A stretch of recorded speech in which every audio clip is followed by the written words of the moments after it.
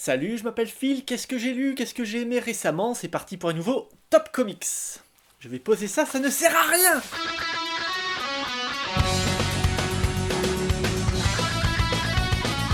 Alors à tous ceux qui vont me dire mais pourquoi t'as pas mis ça sur ta chaîne perso, c'est parce que la chaîne perso est à l'arrêt, je l'ai déjà dit dans un vlog.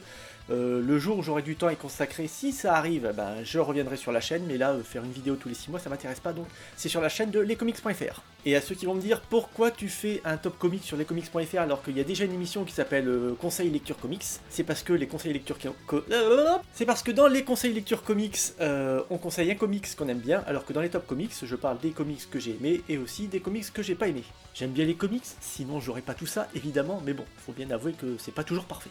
Aujourd'hui on va parler de Wonder Woman Rebirth, mais je vais pas vous parler du tome 1 où ils reviennent sur ses origines. D'ailleurs si vous avez vu le film, vous avez même pas besoin de lire ce bouquin. Je vais plutôt vous parler du tome 2 avec les histoires contemporaines avec Greg Rucka au scénario. Et dans ce tome 2, Wonder Woman essaye de rejoindre son île paradisiaque, Themyscira si je me souviens bien. Themyscira, oui c'est marqué derrière, j'avais raison. Il me reste encore un petit peu de mémoire, c'est pas mal. Wonder Woman essaye de rejoindre son île, mais elle n'y arrive pas. Ajoutez à ça qu'elle se rend compte que dans sa vie, il y a des petites modifications qu'apparemment personne ne voit. Un peu comme Batman qui trouve un badge dans sa Batcave. Bizarre, c'est pas comme s'il y avait plein de Robin qui traînaient tout le temps dans sa cave et tout, enfin, peu importe. Alors je vais pas m'étendre là-dessus, c'est pas le meilleur titre Rebirth qui est sorti, et heureusement qu'il y a les sublimes dessins de Liam Sharp pour rattraper un peu le scénario bancal de Greg Rucka. Un petit exemple, par exemple Wonder Woman et son futur ex se retrouvent comme par hasard au même endroit, au bon moment, c'est un petit peu facile des fois. Un autre truc, par exemple, il y a Cheetah, une de ses ennemies, qui sait comment la ramener chez elle, mais on sait pas pourquoi, on sait pas comment, enfin pas pour l'instant en tout cas, c'est un peu flou. Alors j'ai pas trouvé ça foufou, mais assez bon pour que j'ai envie de lire la suite, donc je me suis pris aussi le tome 3. Je l'ai pas lu encore, mais si je refais un top comics, je vous en parlerai à la rigueur, pourquoi pas.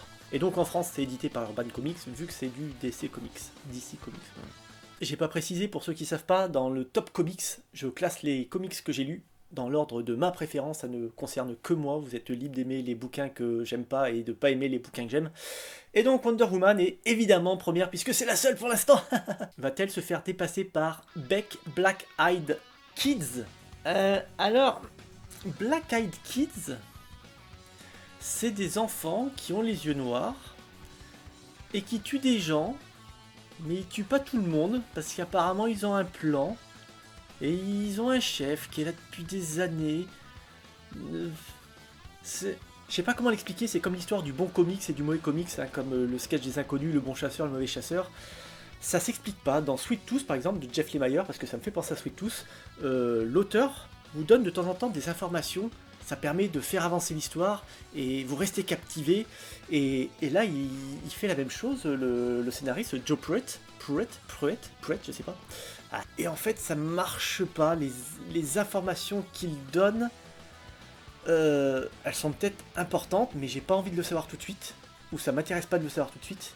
Notamment cette histoire qu'il y a un chef, c'est bien de le savoir peut-être, mais là ça ne sert pas l'histoire. Et en même temps, ça fait avancer l'histoire puisque c'est une révélation, mais c'est une révélation qui devient secondaire.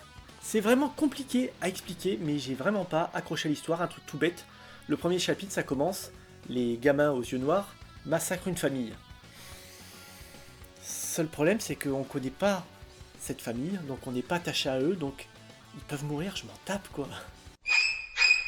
J'ai fait une tête de psychopathe, mais c'était pas le but, c'est vraiment que on n'a aucune empathie pour eux, donc ils peuvent mourir, ou leurs voisins peuvent mourir. Ça serait pareil, on s'en fout. Oula. Alors je trouvais que Joe Pruitt c'était dur à dire, mais le dessinateur, Simon Kudranski, pareil, je suis pas fan de son boulot. Il y a une espèce de côté roman photo, les personnages sont figés. Vous allez me dire comme Alex Ross, mais non, Alex Ross, il y a quelque chose qui ressort, il y a quelque chose de grand qui ressort des dessins d'Alex Ross. Et là, c'est pas le cas, vraiment, les personnages sont... Ou la peur, par exemple. Il manque quelque chose, que ce soit dans le scénario ou dans les dessins. Alors ça m'ennuie, c'est aux éditions Snorgle, c'est une nouvelle, enfin nouvelle, ça fait quelques mois déjà, c'est une nouvelle maison d'édition. Et je dis du mal. J'aurais peut-être dû commencer par vous parler d'Animosity, qui là par contre est très bon et que je recommande. Bon, c'est tombé sur Beck parce que c'est la lecture la plus récente de cet éditeur que j'ai lu. Je reste ouvert à l'éventualité d'un tome 2, si on me le vend bien, parce que je me dis que peut-être que ce tome 1 c'est juste une mise en bouche, pour présenter les enjeux, pour présenter les personnages qui sont un petit peu transparents. Je suis vraiment pas fan du père de famille qui veut sauver sa fille. Et en général, je suis du genre à acheter les tomes par deux, que ce soit les mangas ou même les bouquins. En général, je prends toujours 2 tomes, pas que le premier, parce que le premier en général, c'est juste une intro. Des fois très percutante, des fois un peu longue et on va pas dire inutile, mais un peu chiante. Et en général, c'est au tome 2 que ça part vraiment. Et ben là, pour ce bec, je pars du principe que peut-être le tome 2 sera bon, mais j'attends quand même vos avis. J'ai pas envie de mettre 15-20 euros dans un tome 2 qui me plaira peut-être pas. Allez, Black Eyed Kid, derrière Wonder Woman. Troisième titre et encore un nouvel éditeur, c'est The Few de chez iComics. Alors The Few, c'est l'histoire, en gros c'est les États-Unis qui sont séparés en deux. D'un côté t'as les riches, d'un côté t'as les pauvres. Ils sont pauvres parce qu'ils se font piller les ressources par les gens riches. Enfin, c'est pas les gens riches, c'est entre guillemets la majorité. Et donc au milieu, tu as l'armée qui gère un peu tout ça. Et justement, on va suivre les aventures d'une militaire qui est obligée de s'occuper d'un bébé trouvé sur territoire ennemi. Donc les pauvres sont nos ennemis. Territoire ennemi dans le bouquin, ça va, commencez pas à me faire un procès. Et elle va commencer à se poser beaucoup de questions, et justement, ce bouquin, avec Sean Lewis au scénario, pose beaucoup de questions. Par exemple, on retrouve la notion de révolutionnaire, des gens qui se battent pour leurs idées. Mais à quel moment tu passes de gentil révolutionnaire à méchant terroriste? Et puis ça pose d'autres questions, notamment, est-ce qu'on doit enfoncer et sacrifier les plus démunis, si ça peut assurer alors pas le bonheur, mais le confort de la majorité. Même pas les plus riches, juste la majorité. Alors je sais, il y a certains idéalistes qui vont me dire « Ah non, il faut pas, il faut tout le monde est égaux et tout ». Ouais, mais c'est pas ce qui se passe ici, aujourd'hui maintenant, et ça en arrange beaucoup. Bah, nous les premiers.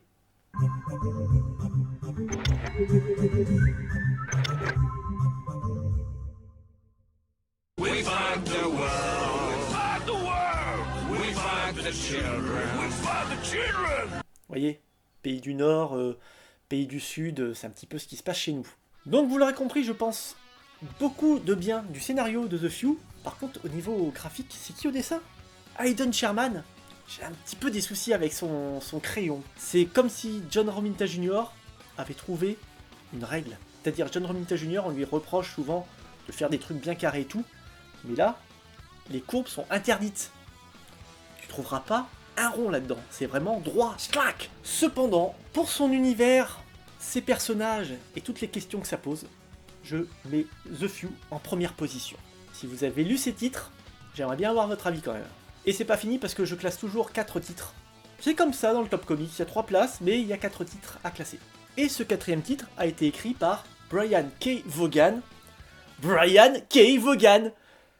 Brian K. Vaughan. Pardon, excusez-moi. Ça va, vous allez bien? Bah moi ça va, c'est... Ouais, bon, j'ai fait un petit peu de rangement. Et Brian K. Vaughan, les gars! Alors Brian K. Vaughan, pour ceux qui savent pas, c'est l'homme qui a écrit les meilleurs épisodes de Lost, voilà. Il était là pour la saison 4 et 5, c'est le meilleur truc que j'ai vu à la télé. Ouais, je sais, vous êtes chez vous en train de dire « Ouais, moi j'ai arrêté à la saison 2, c'était nul ». Mais oui, la saison 2, elle était à chier. Même moi, j'ai arrêté à la saison 2 tellement c'était pourri. Et puis un jour, je m'ennuyais, un après-midi, j'ai dit « Tiens, je vais regarder la saison 3 », je l'ai trouvé sur le net, par hasard. Enfin, c'est pas moi, c'est un copain.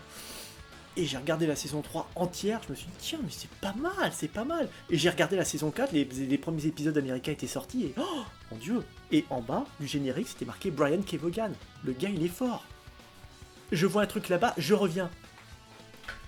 Me revoilà, je vous ai pas manqué, c'est bon? Même quand il écrit une série très secondaire de Marvel, Les Fugitifs, c'est très bon. Mais même ça, c'est très bon. Le mec, il me dégoûte, il est fort, il est fort. Bref. The Private Eye de Brian K. Vaughan, est-ce que c'est bon? Ah bah c'est excellent, c'est très fort. C'est du Brian K. Vaughan, qu'est-ce que tu veux que je te dise? Alors pour vous résumer l'histoire, ça se passe dans un futur où Internet n'existe plus. Je sais que t'es en panique chez toi et que tu te dis « Oh bon Dieu, j'ai intérêt à uploader du porno à fond ».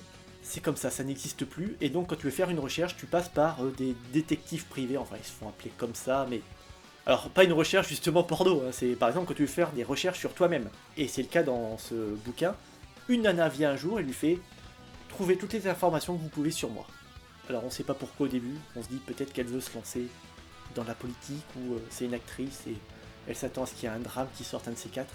Et je vous le donne dans le mille, on la retrouve morte quelques pages après. Donc, cette espèce de détective privé illégal commence à faire son enquête, et Brian Kevogan te développe une galerie de personnages, mais vraiment intéressante, jusqu'au méchant. Même le méchant est très très bon. Moi j'ai adoré, un peu méchant à la James Bond, tu vois, série B, mais très très bon. Au dessin, c'est Marcos Martin, le frère de Nicolas Martin. Non, rien à voir. Et Marcos Martin, yeah, à l'américaine. Alors, il s'appelle Marcos Martin, ça se trouve. Et le gars te représente très bien cet univers coloré, écolo. D'ailleurs, à la fin, il y a des bonus où tu vois que dès ses premières idées, il savait exactement où est-ce qu'il allait. Il avait une idée très claire de cet univers. Et donc, moi je dis bravo Brian Kevogan. C'est sorti aux éditions Urban Comics. Alors là, par contre, Urban, la prochaine fois que vous voyez Brian Kevogan en convention, voilà, regardez ce format. Ah bah attendez, on va faire un test. Ça va, c'est dedans là? Ouais, c'est dedans. Vire-toi. Voilà.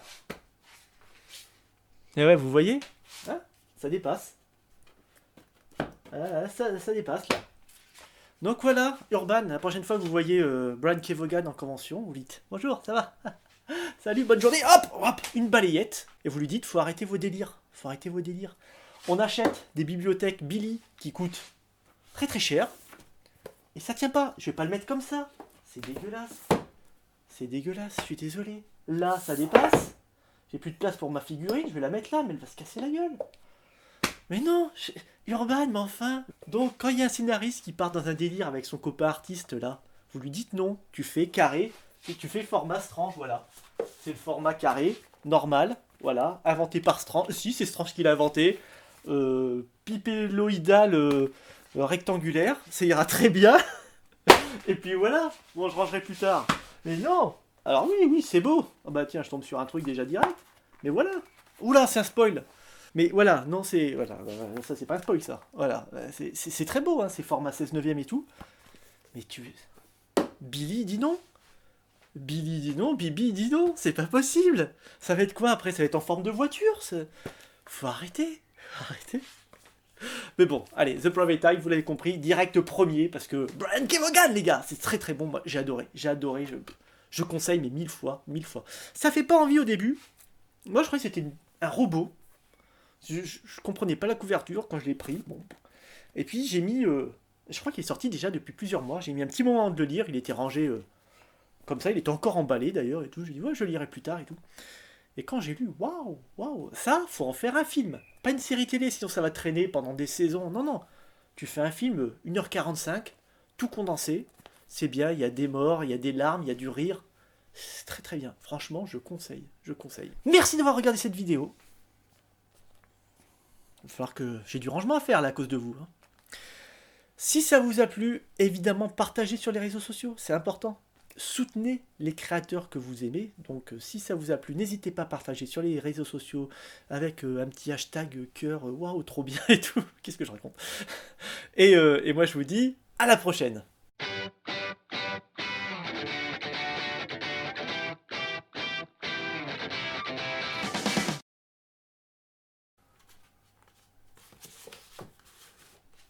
Eh mince, faut que j'arrête la caméra.